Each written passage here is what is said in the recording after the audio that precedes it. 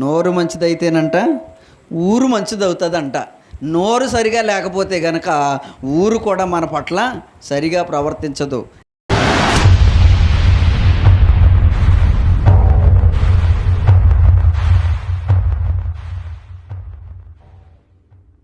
ప్రియమైనటువంటి దేవుని బిడ్డలారా, అందుకని పరిశుద్ధ వాక్యం తెలియచేస్తున్న మాట ఏంటంటే, మత్తయి సువార్త 12వ అధ్యాయం 34వ వచనం చదువు తల్లి.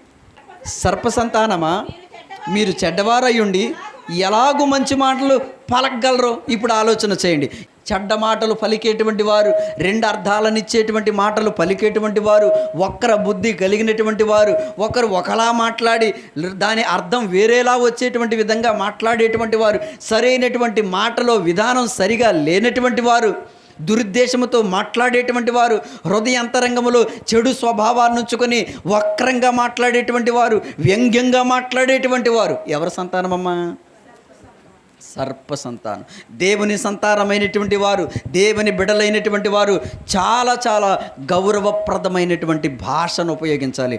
భాష సరిగా లేకపోతే వారు సర్ప సంతానం అవుతారు. జాగ్రత్తగా ఆలోచన చేయండి. గౌరవప్రదమైనటువంటి భాష ఉండాలి. భాష సరిగా లేకపోతే, మాట సరిగా లేకపోతే, మాట్లాడే విధానం సరిగా లేకపోతే, అందుకనే సామెతల గ్రంథంలో రాయబడిన మాట చాలా స్పష్టమైనటువంటి మాట.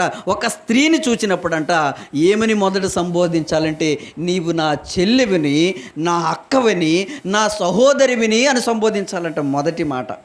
మొట్టమొదట తన భార్యని తప్ప మరొక స్త్రీతో మాట్లాడినప్పుడంట నా తల్లివి, నా చెల్లివి, నా అక్కవి, నా సహోదరివి అని సంబోధించాలని వాక్యం ఉంది. మొదట సంభాషణ అనేది ఉప్పు వేసినట్లుగా ఉండాలి. వ్యంగ్యపు మాటలు మాట్లాడేటువంటి వారు ఉంటారు. జాగ్రత్తగా ఆలోచన చేయండి. రకరకాలైనటువంటి అర్థాలను ఇచ్చేటువంటి మాటలు మాట్లాడేటువంటి వారు ఉంటారు. రకరకాలైనటువంటి విధానాలతో ఆలోచన చేస్తే గనక రకరకాలైనటువంటి దురుద్దేశాలన్నీ కూడా మనస్సులో ఉంచుకుని కదా చెడుగా మాట్లాడతారంట. సామెతల గ్రంథం 7:4 జ్ఞానముతో నీవు నాకు అక్కవనియు, తెలివితో నీవు నాకు చెలికెత్తవనియు చెప్పాము. జాగ్రత్తగా ఆలోచన చేయండి. ఇక్కడ మనం జాగ్రత్తగా ఆలోచన చేస్తే గనక ఒక స్త్రీతో ఒక వ్యక్తి యొక్క భాష విధానం ఎలా ఉండాలో చెబుతున్నారు. మొదటి సంభాషణ ఏమని చెప్పాలంట? నువ్వు నా అక్కవి, నా చెల్లివి, నా సహోదరివి, నా తల్లివి అని చెప్పాలంట.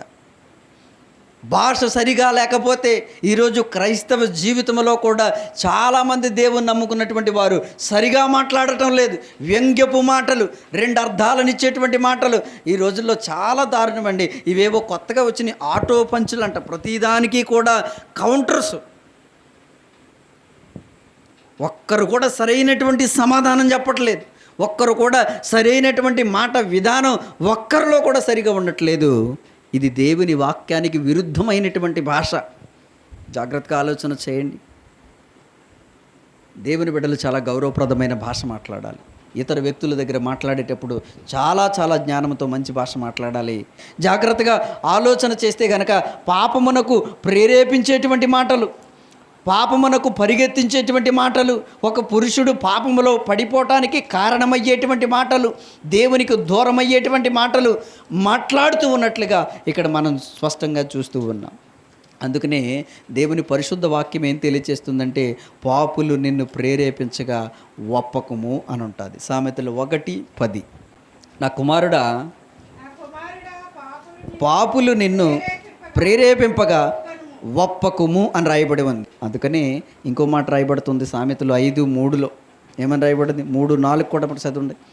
సామెతలు 5వ అధ్యాయం 3-4 వచ్చిన, జార స్త్రీ పెదవుల నుండి తేనెకారును, దాని నోటి మాటలు నూనె కంటెను నునుపైనవి, దాని వలన కలుగు ఫలము ముసిడి పండంతా చేదు, అది రెండంచుల గల కత్తి అంతా పదునైనది, దాని నడతలు మరణమునకు దిగుటకు దారి తీయను. జాగ్రత్తగా ఆలోచన చేయండి. ఎవరు ఈ మాటలు? జార స్త్రీ.